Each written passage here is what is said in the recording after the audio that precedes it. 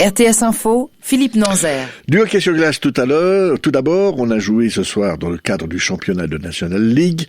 Jérôme Jeannin, vous avez suivi le match entre Lausanne et Bienne, match qui est sur le point de se terminer. Oui, ce n'est pas tout à fait fini. Il reste encore 1 minute de jeu ici à la Vaudoise Arena. Et pour l'instant, c'est 3-2 en faveur de Bienne contre Lausanne. Le suspense est revenu à 7 minutes de la fin. Il y avait 3-1 longtemps pour Bienne dans cette partie. Et puis, Malguin a inscrit le but de l'espoir pour Lausanne qui peut y croire dans cette partie. Ce score encore de 3-2. Il reste 1 minute dans ce match. 3 autres matchs sont terminés. Nouvelle victoire de Genève Servette 5-0 contre Ambri Piotta. Victoire de Zug à Berne sur le score de 2-1. Et puis victoire sur le fil finalement de Rapperswil contre Zurich 5-4. Et puis je vous glisse 2 résultats de football en Ligue des Champions. C'est 1-0 à la mi-temps pour Porto à Turin contre la Juventus. 1-0 pour Dortmund contre le FC Séville. Une manifestation a tourné à l'affrontement ce soir à Athènes. Résultat, 3 policiers ont été blessés, dont un sérieusement.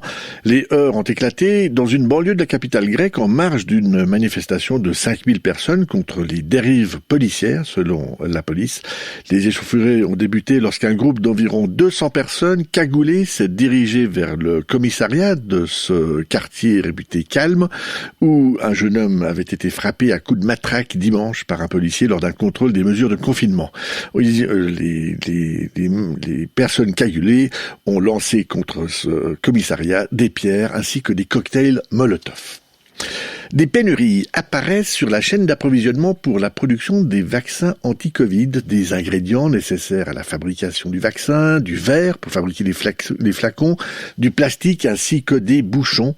La question est si préoccupante que des experts et des gouvernements se sont retrouvés ces 2 derniers jours autour d'une table virtuelle pour justement discuter des défis causés par la production à très grande échelle des vaccins. Cette pénurie s'explique par le fait que l'industrie pharmaceutique pense produire 10 milliards de doses de vaccins cette année, soit le double de la capacité de fabrication de 2019, tout vaccin confondu. Aux États-Unis, Disneyland compte rouvrir ses portes d'ici fin avril. C'est ce qu'a déclaré aujourd'hui le directeur général du groupe Disney. Une réouverture qui se fera, selon lui, à la faveur d'un assouplissement des restrictions sanitaires décidées par les autorités californiennes à la suite d'un net déclin des cas de Covid-19 dans l'État. De leur côté, les autorités californiennes ont annoncé vendredi que Disneyland et les autres parcs de loisirs, fermés depuis 1 an maintenant en raison de la pandémie, pourraient être autorisés à rouvrir à partir du 1er avril.